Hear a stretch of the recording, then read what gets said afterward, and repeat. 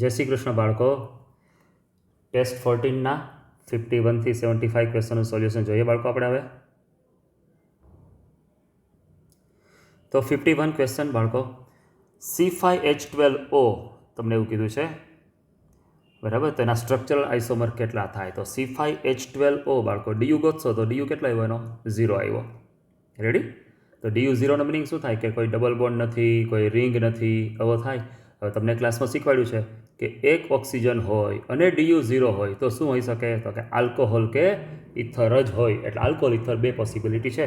તો આલ્કોહોલ કરવું હોય તો શું કરું? OH કરું. 5 કાર્બન છે એટલે 5 કાર્બન રાખી દો. હાઇડ્રોજન રાખવાની જરૂર નથી કારણ કે ડીયુ 0 છે. 5 કાર્બન લાઇનમાં રાખી દીધા, OH મૂકો. તો આપણે ખબર છે કે 5 carbons can be arrange in 8 different way. બરાબર. 3 કાર્બન કેટલામાં અરેન્જ થાય? 3 કાર્બન હોય તો 2 ડિફરન્ટ વે. 4 કાર્બનમાં 4 different way. અને 8 અને 5 કાર્બન હોય 5 કાર્બન તો 5 કાર્બન કેટલી રીતે ગોઠવી શકાય? 8 રીતે. તમે 8 કરવાના નહીં, કરી નાખવાના સીધા 8. ચલો બસ આલ્કોહોલ એટલા જ થયા. હવે ઇથર, ઇથરમાં એક બાજુ વચ્ચે O રાખવાનો, એક બાજુ 1 કાર્બન, એક બાજુ 4 કાર્બન. તો પાછું 4 carbon can be arrange in 4 different way. તો આ 4 થયા. હવે એક ઇથર એવો બનાવીએ, એક બાજુ 2 કાર્બન રાખીએ, એક બાજુ 3 રાખીએ તો 3ના 2 ડિફરન્ટ થાય. એટલે ટોટલ 8, 4 ને 2. બરાબર. તો 8 આલ્કોહોલ ને 4 ઇથર એટલે 14 થયા. 52. કાર્બેનાઇનની સ્ટેબિલિટી બાળકો પ્લસ આઈથી ડિક્રીઝ થાય.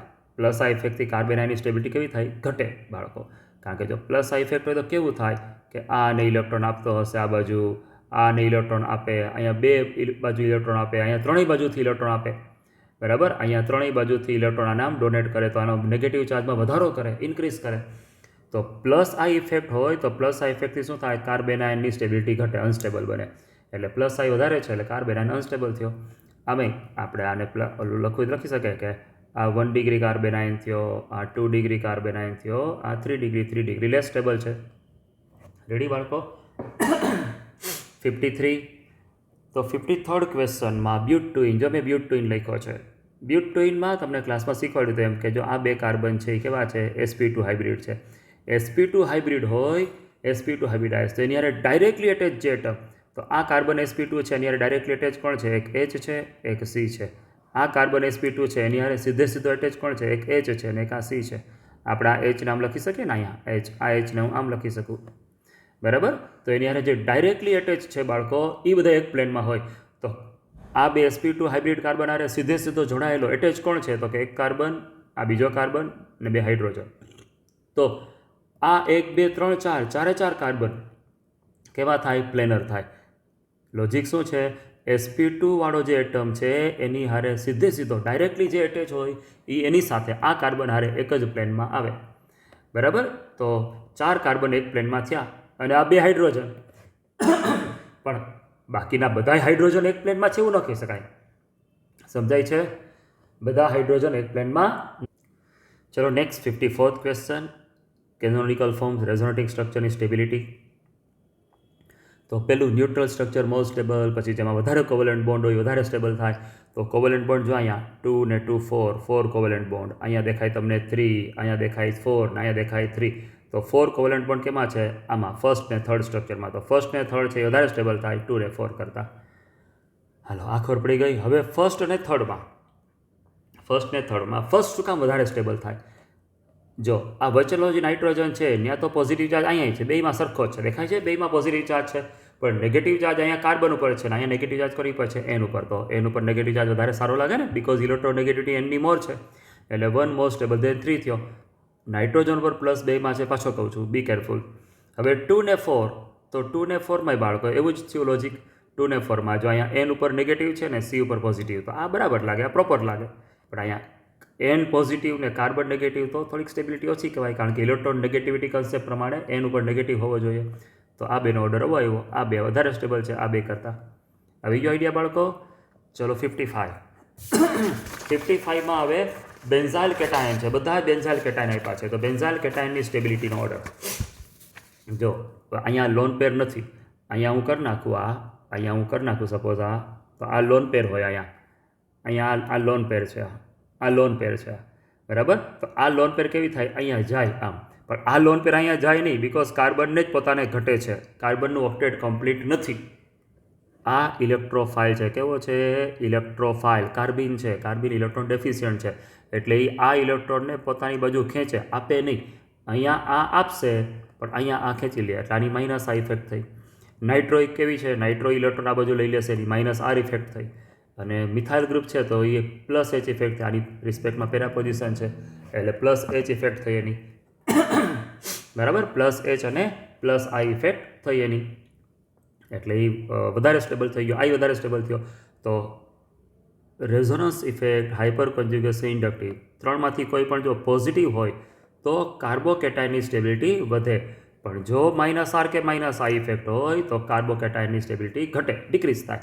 તો અહીંયા પ્લસ ઇફેક્ટ ક્યાં છે? આ બેમાં પ્લસ છે, તો આ બે વધારે સ્ટેબલ થયા, 4 ને 3. એમાંય વધારે સ્ટેબલ કોણ થાય? તો કે રેઝોનન્સ પાવરફુલ થાય. તો 4 સૌથી સ્ટેબલ થયો, પછી 3 થયો. હવે આ માઇનસ ઇફેક્ટ કાર્બોકેટાઇનને અનસ્ટેબલ કરે, માઇનસ આઈ અનસ્ટેબલ કરે, માઇનસ આર તો બહુ જ અનસ્ટેબલ કરે, કારણ કે પાવરફુલ ઇફેક્ટ છે. તો આ બેમાં આ વધારે સ્ટેબલ થાય, આ સૌથી ઓછો સ્ટેબલ થાય. તો ઓર્ડર આવી ગયો બાળકો, 4 સૌથી આર, પ્લસ આર, પછી પ્લસ એચ, પછી માઇનસ આઈ અને માઇનસ આર. 56 કે which resonance structure is not possible. તો એમાં લોજિક એક જ છે. ફોર્થ સ્ટ્રક્ચર જોઈ લો બાળકો. ફોર્થ સ્ટ્રક્ચરમાં જે NO2 છે, જો અમે ડ્રો કર્યું તો નાઇટ્રોજનના 1 2 3 4 5 બોન્ડ બની ન શકે એમના. સેકન્ડ પીરિયડના એલિમેન્ટના 4 બોન્ડ જ બને, કારણ કે ડી ઓર્બિટલ નથી એટલે. 57 આ સરસ ક્વેશ્ચન પૂછ્યો છે ફિઝનનો. હવે જો અહીંયા મેં ચાર્જ આપ્યો ન હોય, આ તમને મેં ડ્રો કરી દીધો છે કે N ટ્રિપલ બોન્ડ N હોય, નાઇટ્રોજનના 1 ને 3 4 બોન્ડ હોય તો N ઉપર પોઝિટિવ ચાર્જ જ હોય, અને નાઇટ્રોજનના 3 બોન્ડ હોય તો એક લોન પેર હોય જ. એટલે તમારી મેળે તમારે અહીંયા લોન પેર કરવાની, તમારી મેળે પોઝિટિવ ચાર્જ મૂકવાનો. પછી જો હવે તમને ફાઇનલ પ્રોડક્ટમાં શું કીધું છે? એમાં ફાઇનલ પ્રોડક્ટમાં તમને અવી આપી છે N2, આ આપ્યો છે. તો હવે અહીંયા ટ્રિપલ બોન્ડ તો એમ ન રહ્યો, આ નાઇટ્રોજનની લોન પેર એમ ન રહી, પણ આ N ઉપર આ લોન પેર વધારાની આવી તો ક્યાંથી ના આવે? આ જે 2 ઇલેક્ટ્રોન છે એ જ જ્યાં આવે ને, આ જે 2 ઇલેક્ટ્રોન છે એ જ અહીંયા આવી ગયા. દેખાય છે બાળકો? તો હવે આ બે ઇલેક્ટ્રોન અહીંયા આવી જાય તો અહીંથી આ બોન્ડ બ્રેક થઈ ગયો અને આની પર આવે પ્લસ. સમજાય છે? અને આ લોન પેર અહીંયા રહી ગઈ. એટલે હવે જો નાઇટ્રોજનના 4માંથી 3 બોન્ડ થઈ ગયા અને લોન પેર આવી ગઈ એટલે ન્યુટ્રલ થઈ ગયો, એટલે કાર્બોકેટાઇન બન્યો. હવે આ છે પોટેશિયમ એમાઇડ, આને કહેવાય અમાઇડ, પોટેશિયમ અમાઇડ. NaNH2 હોય તો કહેવાય સોડામાઇડ, સોડિયમ અમાઇડ, એમ પોટેશિયમ અમાઇડ થયો. એમાં NH2 માઇનસ હોય કે પ્લસ હોય, આલ્કલી મેટલ ઓલવેઝ +1 હોય, એને ભેગું ગમે હોય માઇનસ જ હોય. તો આ NH2 માઇનસ છે ને પ્રોડક્ટમાં NH3 લખ્યો છે, તો NH2 માઇનસમાં શું એડ કરીએ તો NH3 થાય? તો કે H પ્લસ. NH2 માઇનસમાં H પ્લસ એડ કરું તો માઇનસ પ્લસ કેન્સલ થઈ ગયા, એટલે ન્યુટ્રલ એમોનિયા બની ગયો. તો એનો મિનિંગ એવો થયો કે NH2 માઇનસમાં આમાંથી આ H પ્લસ છે એ નીકળીને આના ભેગો આવી ગયો, તો જ NH3 બને. તો હવે અહીંથી H પ્લસ નીકળો, H પ્લસ એટલે ઇલેક્ટ્રોન મૂકીને નીકળે, તો અહીંયા શું બન્યો? Carbon ion. H પ્લસ નીકળો એ કેમ ખબર પડે? તો કે અહીંયા એમોનિયા બન્યો છે. એમોનિયા બન્યો એ તો આપ્યો છે મેં પેપરમાં, અને આ NH2 માઇનસ ભેગો H પ્લસ આવે તો જ NH3 બને, એટલે ઓટોમેટિક અહીંયા ઇલેક્ટ્રોન રહી ગયા અને કાર્બન આયન બન્યો. ચલો થર્ડની અંદર હવે જો અહીંયા N ડબલ બોન્ડ N છે. હવે તમે જો અહીંયા N ટ્રિપલ બોન્ડ N, આ નાઇટ્રોજનના 3 બોન્ડ હતા તો કોઈ ચાર્જ નથી, પણ આના 4 બોન્ડ બન્યા એટલે ચાર્જ આવ્યો. અહીંયા બે નાઇટ્રોજનના 3 બોન્ડ છે, 1 ને 2 3, 1 ને 2 3, દેખાય છે 3 બોન્ડ. તો બેમાંથી એકેય નાઇટ્રોજન પર કોઈ ચાર્જ નથી. નાઇટ્રોજનના 3 બોન્ડ હોય એટલે નાઇટ્રોજન ઉપર એક લોન પેર હોય ને હોય જ. જો અહીંયા છે લોન પેર, અહીંયા કરી છે, બરાબર? તો લોન પેર હોય જ 3 બોન્ડ હોય એટલે. તો અહીંયા મેં લોન પેર ડ્રો કરી દીધી, હવે પેપરમાં ના આપી હોય અહીંયા કરી દીધી. હવે ફાઇનલ પ્રોડક્ટમાં વળી પાછો જે N2 મળ્યો જવા, જે અહીંયા મળ્યો હતો ને આવો જ N2 મળ્યો. તો હવે અહીંયા તો ટ્રિપલ બોન્ડ હતો તો અહીંયા વધારાનો બોન્ડ થયો. તો વધારાનો બોન્ડ કેમ થાય? તો કે બે નાઇટ્રોજન એક ઇલેક્ટ્રોનનું શેરિંગ કરે, ભાગીદારી કરે તો બને ને. તો બે નાઇટ્રોજન 1 ઇલેક્ટ્રોન શેર કરશે, તો 1 ઇલેક્ટ્રોન શેર કરવા માટે કેવું થાય?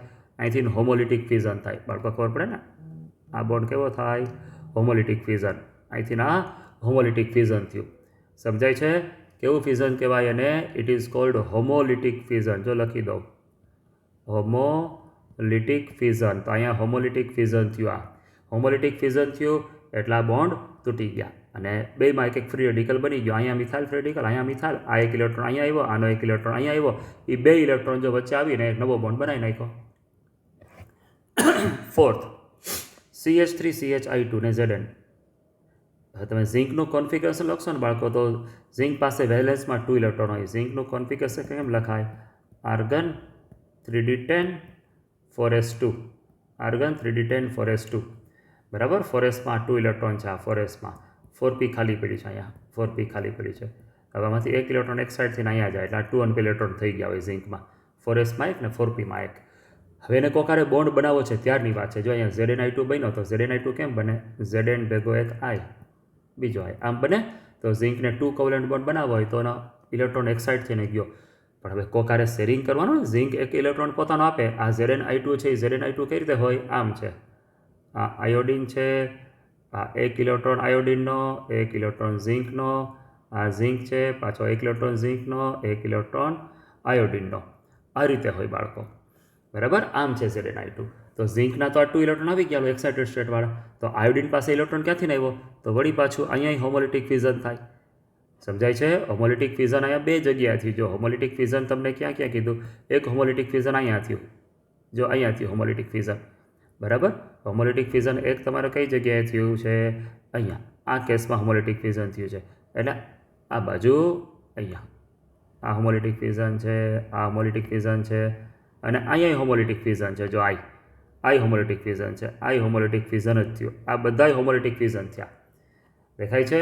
આ બધાય કેવા થયા? હોમોલિટિક ફ્યુઝન જ થયા બાળકો. રેડી? તો હોમોલિટિક ફ્યુઝનને કારણે કેવું થશે? તો કે ફ્રી રેડિકલ બનશે. તો અહીંયા ફ્રી રેડિકલ બન્યો, અહીંયા ફ્રી રેડિકલ બન્યો, આ આયોડિન ફ્રી રેડિકલ, વળી પાછો આયોડિન ફ્રી રેડિકલ, એ બે આયોડિન ફ્રી રેડિકલ આવ્યા, ઝિંકના અનપેડ ઇલેક્ટ્રોન હારે કમ્બાઈન થયા અને ZnI2 બની ગયો.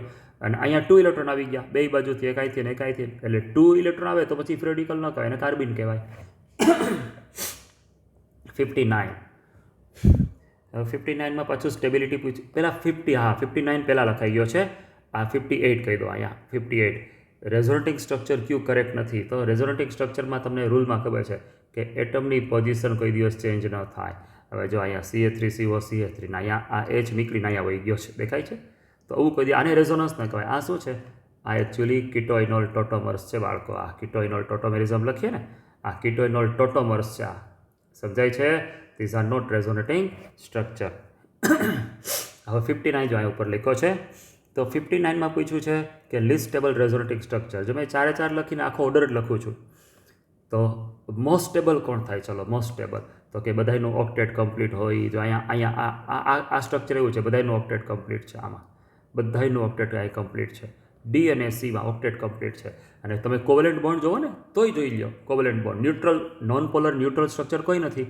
કોવેલેન્ટ બોન્ડ જોવો 2 ને 1 3 4 5 1 2 3 4 5 1 2 3 4 5 6 1 2 3 4 5 6. તો આ બેમાં કેટલા છે? 6 કોવેલેન્ટ બોન્ડ છે. અને આ બેમાં કેટલા છે? 5. એટલે ડી ને સી વધારે સ્ટેબલ થાય બી ને એ કરતાં. હવે ડી ને સીમાં ડી શું કામ વધારે સ્ટેબલ થયો? તો ચાર્જ સેપરેશન ઓછું છે. જો પ્લસ ને માઇનસ નજીક છે. અહીંયા પ્લસ માઇનસમાં ચાર્જ સેપરેશન ઘણું બધું છે. જો આટલું બધું અહીંયા ચાર્જ સેપરેશન ઓછું છે. રેડી બાળકો? તો આની સ્ટેબિલિટીમાં લોજિક શું આવ્યું? આ બેમાં શું લોજિક આવી ગયું? Charge separation. બરાબર? ચાર્જ સેપરેશન લોજિક આવ્યું. અને બી ને એ એમાં શું લોજિક આવ્યું? બી ને એમાં તો કે એ સૌથી લેસ સ્ટેબલ છે બાળકો. એ સૌથી લીસ્ટ સ્ટેબલ થયો. કારણ કે જો અહીંયા ડ્રો કરી દો. જો આ લોન પેરની બાજુમાં કાર્બન આયન હોય એટલે આ કેવો થઈ જાય? અનસ્ટેબલ થઈ જાય. યાદ રાખવાનું, લોન પેરની બાજુમાં કાર્બન આયન. જો લોન પેરની બાજુમાં કાર્બોકેટાયન હોય તો બહુ સ્ટેબલ થાય હિટ્રો એટમ. પણ એનાથી ઓપોઝિટ, લોન પેરની બાજુમાં કાર્બન આયન હોય તો હાઈલી અનસ્ટેબલ થાય. એટલે એ હાઈલી અનસ્ટેબલ થયો. બી થોડોક એનાથી વધારે સ્ટેબલ થયો. પણ બેમાં કોવેલેન્ટ બોન્ડ કેટલા છે? 5 કોવેલેન્ટ બોન્ડ ને 4 કોવેલેન્ટ બોન્ડ. બરાબર? આમાં કેટલા છે? 5 કોવેલેન્ટ બોન્ડ છે. આમાં 5 કોવેલેન્ટ બોન્ડ છે. આ બેમાં 5 કોવેલેન્ટ બોન્ડ છે. અને અહીંયા કેટલા છે? 6 કોવેલેન્ટ બોન્ડ છે. રેડી બાળકો? એક કોવેલેન્ટ બોન્ડથી પહેલાં તો એ ડિસાઇડ થઈ ગયો ને પછી ચાર્જ સેપરેશન ને નેગેટિવ ચાર્જની બાજુમાં લોન પેર એટલે આવી ગયો ઓર્ડર. હાલો 60માં બધી ઇફેક્ટ જો આ રહી. અહીંયા CH3 છે, C ડબલ બોન્ડ C આપણે કરીએ ને આમ C ડબલ બોન્ડ Cની બાજુમાં આલ્ફા કાર્બન હાઇપર કોન્જ્યુગેશન થાય. પછી double single double conjugation resonance થાય. અને C ડબલ બોન્ડ O હોય તો એની માઇનસ આ ઇફેક્ટ તો હોવાની જ છે. CH3ની પ્લસ આ ઇફેક્ટ હોય એટલે બધું આવી ગયું. ઇન્ડક્ટિવ ઇફેક્ટ આની માઇનસ આઈ, આની પ્લસ આઈ, આ double single double conjugation resonance થયું. અને ડબલ બોન્ડની બાજુમાં આલ્ફા હાઇડ્રોજન એટલે હાઇપર કોન્જ્યુગેશન થાય. હાઇપર કોન્જ્યુગેશનથી કેવું થાય બાળકો? તમને એના કન્સિક્વન્સ શીખવાડ્યા છે. જો અહીં હાઇપર કોન્જ્યુગેશન ડ્રો કર્યું છે. જો આ ડબલનો સિંગલ થઈ ગયો અને આ સિંગલનો ડબલ થયો એટલે C double bond C bond length કેવી થઈ ગઈ? સિંગલ જેવી થઈ ગઈ એટલે મોટી થઈ ગઈ.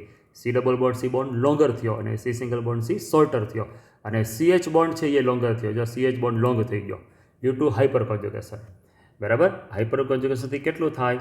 હાઇપર કોન્જ્યુગેશન લખ્યું છે સી ડબલ બોન્ડ સીની બોન્ડ લેન્થ વધે, જો આ વધી સિંગલ થયો, અને સી સિંગલ બોન્ડની બોન્ડ લેન્થ ઘટે. રેડી બાળકો? તો બોન્ડ લેન્થ એની ડિક્રીઝ થઈ ગઈ. ચાલો, તો હવે આ ડબલનો સિંગલ થયો છે અહીંયા. બરાબર, આ ડબલ બોન્ડનો સિંગલ બોન્ડ થયો છે. તો ડબલ બોન્ડનો સિંગલ બોન્ડ છે, જેટલા આલ્ફા હાઇડ્રોજન વધારે હોય બાળકો, જેટલા આલ્ફા હાઇડ્રોજન વધારે હશે એટલો શું થશે? જેટલા આલ્ફા હાઇડ્રોજન વધારે હોય એટલો એ ડબલનો સિંગલ બોન્ડ વધારે વખત થશે. જો મેં લખ્યું છે એટલું હાઇપર કોન્જ્યુગેશન વધારે થાય, અને હાઇપર કોન્જ્યુગેશન વધારે થાય એટલી ડબલ બોન્ડની બોન્ડ લેન્થ વધતી જાય. તો હવે મારે એ જ જોવાનું છે બધા સ્ટ્રક્ચરમાં કે આલ્ફા હાઇડ્રોજન ક્યાં વધારે છે. તો જો ડોંકી ઓપ્શન સીધો તમે જોઈ લો.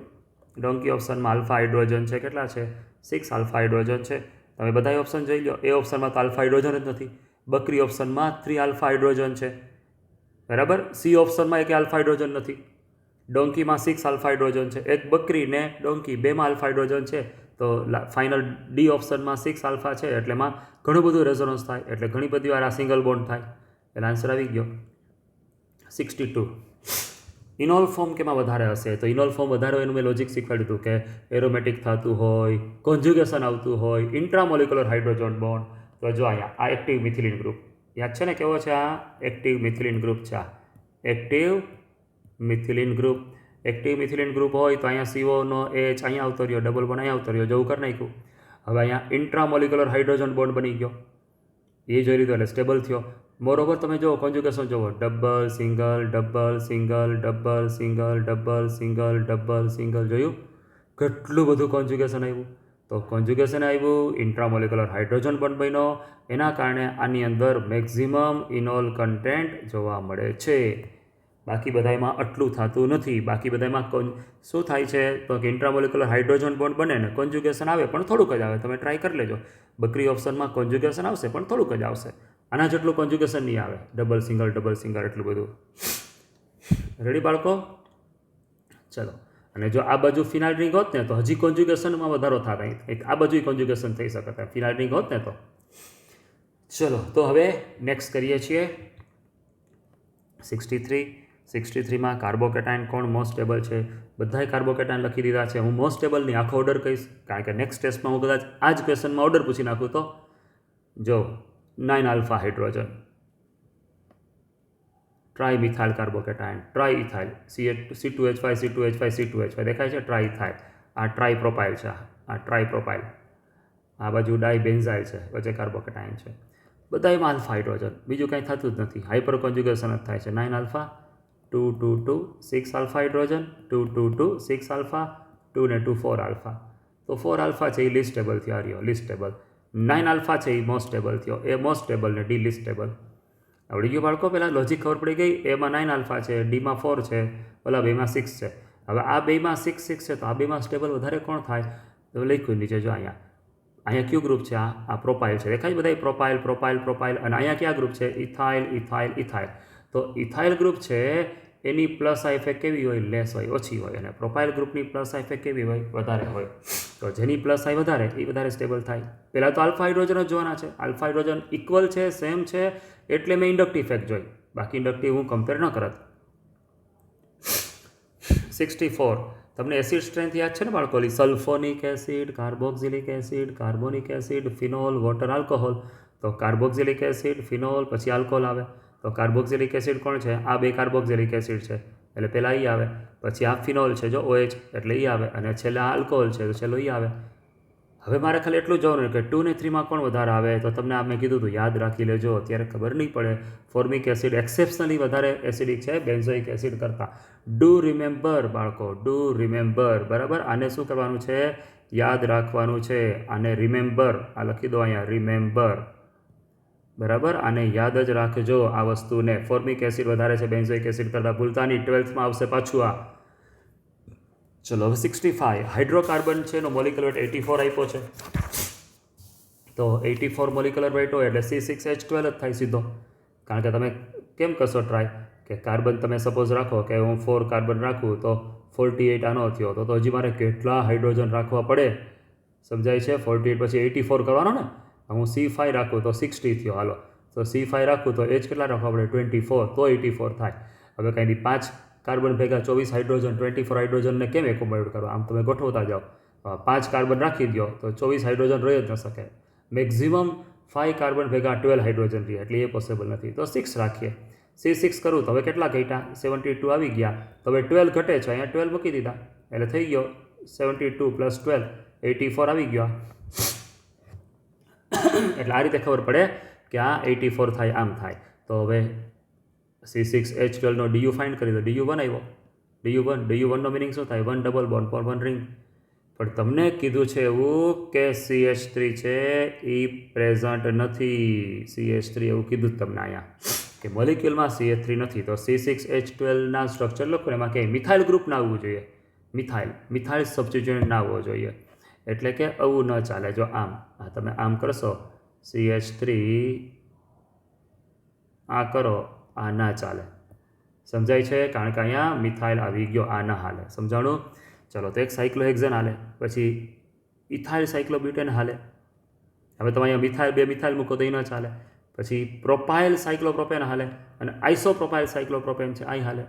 CH3 ક્યાંય નામમાં ન આવવું જોઈએ. મિથાઇલ એવું નેમ ક્યાંય આવવું જોઈએ નહીં. તો આ 4 જ થાય બાળકો, બરાબર? કારણ કે તમને સાયક્લિક કીધા છે, બરાબર? એવું કીધું છે સાયક્લિક કીધા એટલે તમને કીધું છે કે no double bond or triple bond, એવું કીધું છે, બરાબર? ક્વેશ્ચનમાં શું કીધું છે? No double bond or triple bond, એવું ક્વેશ્ચનમાં કીધું છે તમને. No double bond or triple bond એવું ક્વેશ્ચનમાં કહી દીધું છે. એટલે ડબલ બોન્ડવાળા સ્ટ્રક્ચર વિચારવા નથી થતા આપણે. 66 પાછો એવો મોલિક્યુલર માસ 100 હોય તો અહીં સુધી તો આવડી ગયું કે 84 કરતાં તો C6H12 ન કર્યો. તો હવે હું C6 કરીશ તો વધીને કદાચ આમ લખું 14 થાય. હાલો તો કેટલા થાય? આ 72 થયા અને આ 14 થયા, તો 86 થયા. તો આપણે તો અહીંયા 100 કરવાનો છે. તો 6 કાર્બનથી મેળ નહીં ખાય, તો 7 કાર્બન કરું. તો C7 કરું તો C7નો વેઇટ થયો 84, 12 × 7, અને હવે 16 ઘટે છે તો થઈ ગયો, બરાબર? હવે આમ કરીશ તો તમારે DU0 આવ્યો. DU0નો મિનિંગ શું થાય? No double bond or no ring. Double bond કે રિંગ નથી. તો હવે 7 કાર્બનને ગોઠવાના છે, પણ પાછી કન્ડિશન આપી તમને. શું છે કે એમાં ક્વોટર્નરી કાર્બન એટમ હોવો જોઈએ. જો 4 ડિગ્રી કાર્બન હોવો જોઈએ, 4 CH3 દેખાવા જોઈએ તમને, એમાં 4 CH3 ગ્રુપ આવવા જોઈએ. તો એ બધી તમે મેળ કરશો તો તમારો આ એક જ મેળ ખાય છે, 2,2 ડાયમિથાઇલ પેન્ટેન.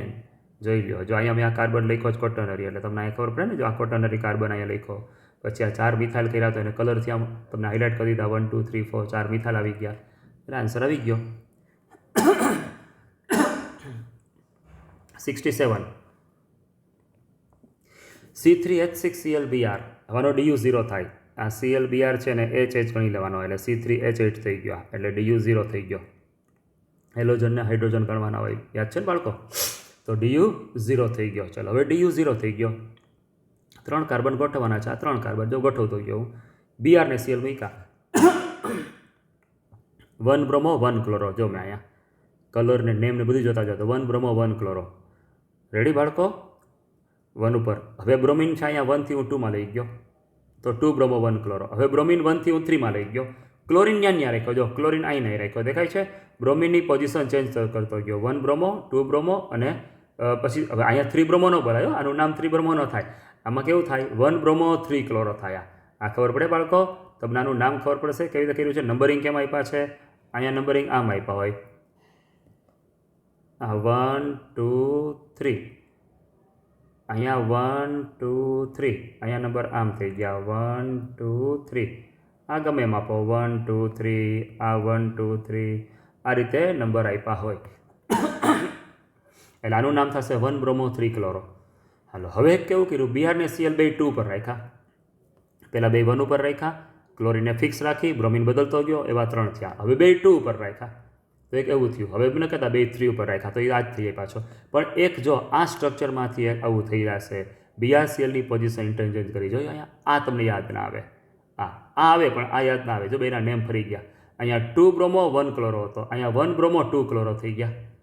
દેખાય છે બાળકો? જો Brની પોઝિશન એ Cl ઇન્ટરચેન્જ કરી નાખી તો નેમ બદલી જાય ને.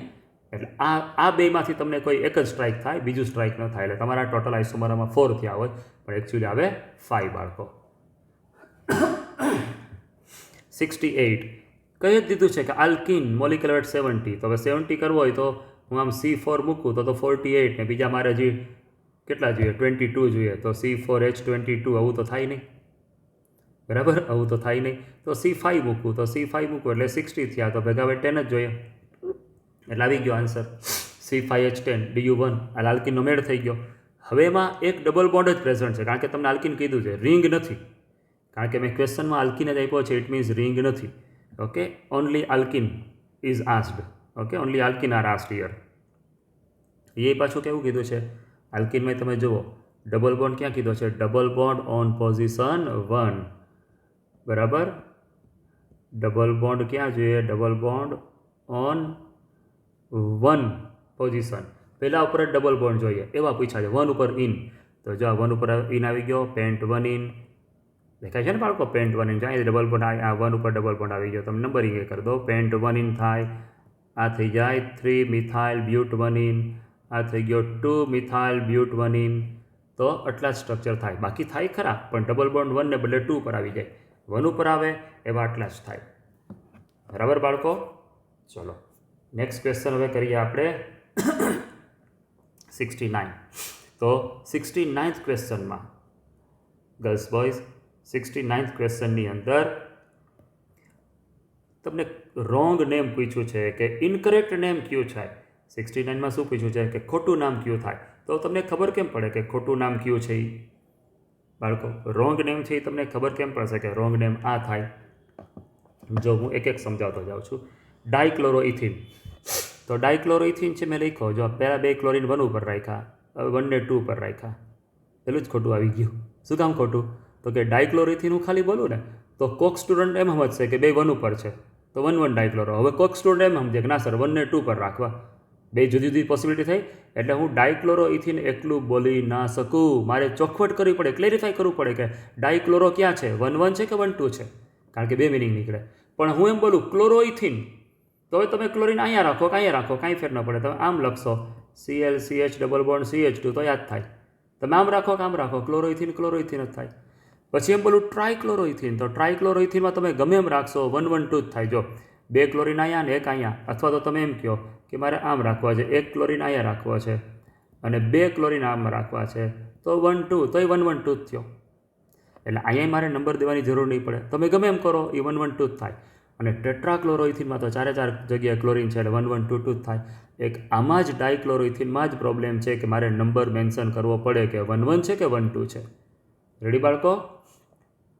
ચલો 70th ક્વેશ્ચન, બેઝ સ્ટ્રેન્થ પૂછી છે. સોડિયમ એસિટેટ, પછી છે આ સોડિયમ ઇથાઇલનો સોડિયમ સોલ્ટ છે, પછી NaNH2 ને C6H5O અને સોડિયમ ફિનોક્સાઇડ. હવે તમને આ ખબર જ છે કે કેવી રીતે હોય બાળકો, આની પર ચાર્જ હોય, આ માઇનસ હોય, આ પ્લસ હોય, આ માઇનસ હોય. આલ્કલી મેટલ હંમેશા +1 જ હોય, આ +1, આ -1, આ -1, +1 આવું હોય.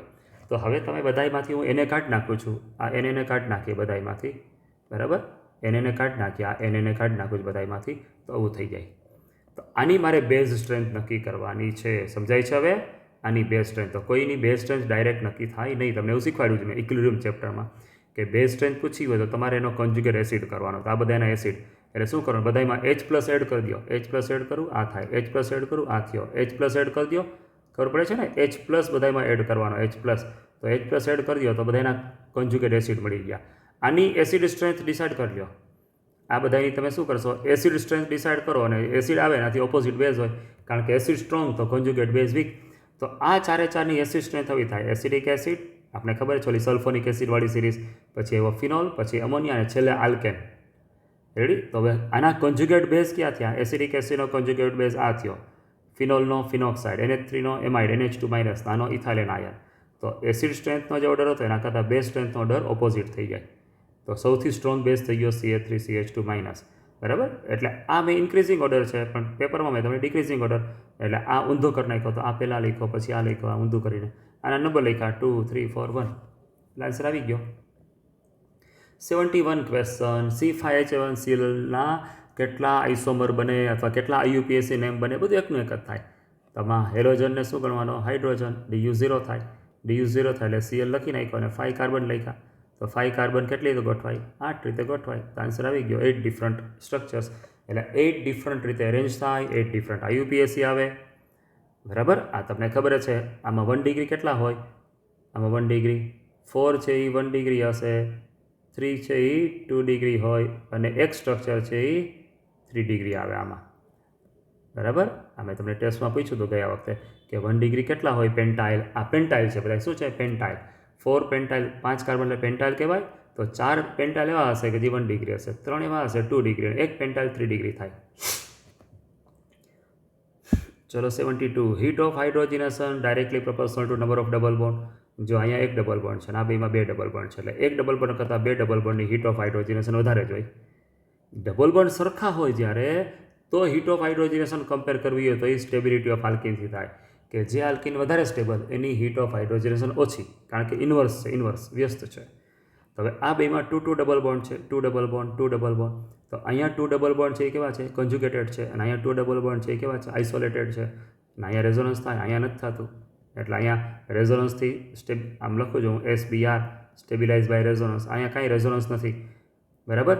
એટલે જેમાં રેઝોનન્સ થતું હોય એ વધારે સ્ટેબલ છે, વધારે સ્ટેબલ છે એટલે હીટ ઓફ હાઇડ્રોજન ઓછી થઈ ગઈ. એટલે આની ઓછી થઈ ગઈ, આની વધારે થઈ ગઈ, આ બેની કમ્પેરમાં. પણ અહીંયા તો એક ડબલ બોન્ડ છે એટલે આ બે કરતાં તેની તો ઓછી જ હોય, એટલે એની લિસ્ટ થઈ ગઈ. હવે ટોટોમેરિઝમ તમને ટ્રાયડ, ડાયડ ને બધું શીખવાડ્યું હતું. તેમાં 1-5 ટોટોમેરિઝમ. એક હોય 1-3. બરાબર. આપણે ટેક્સ્ટ બુકમાં 1-3 છે, પણ નીટમાં 1-5 પૂછાઈ ગયું કીધું છે. તો 1, 2, 3, 4, 5. જો અહીંયા 5th કાર્બન છે એ sp3 છે, દેખાય છે sp3 છે અહીંયા, અને પાછો હાઇડ્રોજન છે. એટલે આ હાઇડ્રોજન છે એ પાર્ટિસિપેટ કરે રેઝોનન્સમાં. આ બે કેવા છે? sp2 છે. sp2 છે એ એસિડિક હાઇડ્રોજન ન કહેવાય, એટલે એ ટોટોમેરિઝમમાં પાર્ટિસિપેટ ન કરે. 74 IUPAC નેમ છે બાળકો 74માં. હવે IUPAC નેમમાં જો આ ક્લોરીનને કાઢી નાખું, આ ઇથાઇલને કાઢી નાખીએ તો નેમ કેવું થાય? ચલો, ક્લોરીનને ઇથાઇલને આપણે કાઢી નાખીએ છીએ તો સ્ટ્રક્ચર કેવું થાય? જો આવું થાય, આમ. આ CH3, CH2, CH2, CH2, CH, CH3, NH2. તો આને શું કહેવાય? હેક્ઝેન 2 અમાઇન કહેવાય ને, હેક્ઝેન 2 અમાઇન. એવું થયું. પણ હવે અહીંયા રાખી દઉં છું. અહીંયા પાછો હવે 2 કાર્બન ઉપર અહીં H કાઢીને Cl રાખી દીધો, અહીંયા H કાઢીને ઇથાઇલ રાખી દીધો. તો હેક્ઝેન 2 અમાઇન તો આવવાનું છે. જો આ રહ્યું હેક્ઝેન 2 અમાઇન તો અહીંયા હતો જ. એમાં ચેન્જ શું કર્યો હતો કે 5 ઉપર ક્લોરો મૂક્યો અને N ઉપર ઇથાઇલ મૂક્યો. 5 ક્લોરો N ઇથાઇલ હેક્ઝેન 2 અમાઇન. હવે છે આઈડિયા બાળકો? Very good. ચલો હવે C4H8O2. ચલો ક્વેશ્ચન. એ શું ન હોઈ શકે? C4H8O2 શું ન હોઈ શકે? તો પેલું લખ્યો છે કાર્બોક્સિલિક એસિડ C4H8O2. જો અમે લખ્યો 4 કાર્બન ને 2 ઓક્સિજન આવી ગયા. 3, 2, 2 ને 1 હાઇડ્રોજન 8 થઈ ગયા. Carbon 4, 2 oxygen. આ હલે. બરાબર. પછી બીજો લખ્યો છે મેં એસ્ટર. તાર્યો આમાંથી આ એસ્ટરમાં કાંઈ નથી કર્યું. મેં અહીંયા H અહીંયા મૂકી દીધો, H અહીંયા લઈ ગયો, CH3 એક આ બાજુ લઈ ગયો. બરાબર. અથવા તો CH2 અહીંયા લઈ ગયો, CH3 થઈ ગયો. તો જો એ જ ફોર્મ્યુલા થયું C4H8O2 બે હાલે. પછી એક લખ્યું સાયક્લિક ડાયોલ.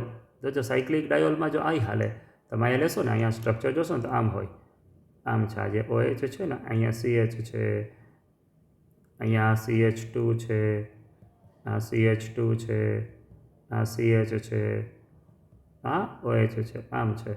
તો આ થઈ ગયો C4H8O2 થઈ ગયા. બરાબર. એટલે આ થાય, આ થાય, આ થાય. અહીંયા લખ્યું છે ડાયઆલ્ડિહાઇડ. તો ડાયઆલ્ડિહાઇડ પોસિબલ નથી. જો મેં 2 CHO કર્યા, દેખાય છે ડાયઆલ્ડિહાઇડ. તો ડાયઆલ્ડિહાઇડનું આ સ્ટ્રક્ચર પોસિબલ, આ ફોર્મ્યુલા પોસિબલ નથી. C4H8O2 લખું તો એમાં ડાયઆલ્ડિહાઇડ ન લખી શકાય. જો એસિડ લખાય, એસ્ટર લખાય, સાયક્લિક ડાયોલે લખાય. તમારે ડાયઆલ્ડિહાઇડ લખવો છે. જો મેં લખ્યો 2 ઓક્સિજન મૂક્યા, 2 CHO આવી ગયા, એમ મૂકવાના. 2 CHO, 4 કાર્બન, બધું કરવાનું. તો 2 CHO, 4 કાર્બન, આવું કરીએ તો આ એક જ સ્ટ્રક્ચર થાય. ગમે એમ કરશો તમે ગમે એમ ટ્રાય કરશો તો ફોર્મ્યુલા C4H6O2 થાય. CH8 નહીં થાય, C4H8 થશે જ નહીં. એટલે કે C4H8O2 ફોર્મ્યુલા છે એ ડાયઆલ્ડિહાઇડ માટે પોસિબલ જ નથી. બાકી એસિડ માટે, એસ્ટર માટે, સાયક્લિક ડાયોલ માટે પોસિબલ છે. પણ ડાયઆલ્ડિહાઇડ માટે એ કોઈ દિવસ પોસિબલ થશે જ નહીં. એટલે તમારો આન્સર આવી ગયો કે C4H8O2 છે એ કોનું ન હોય ફોર્મ્યુલા?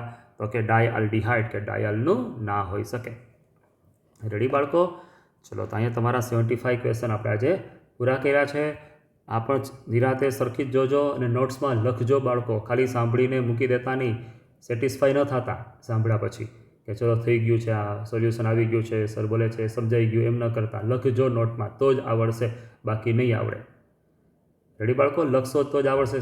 સાંભળજો ધ્યાનથી, લખશો તો જ આવડશે, બાકી નહીં આવડે. તમારી મેળે લખવાનું, પહેલાં સમજી લ્યો, પછી જોયા વગર પાછું લખવાની કોશિશ કરો, ક્વેશ્ચન સોલ્વ કરો. તમને યાદ આવે છે કે નથી યાદ આવતું? આ મેં જે શું બોલ્યો હતો, શું શીખવાડ્યું હતું, ન યાદ આવે તો પાછું જોઈ લો, પાછું જોયા વગર લખો.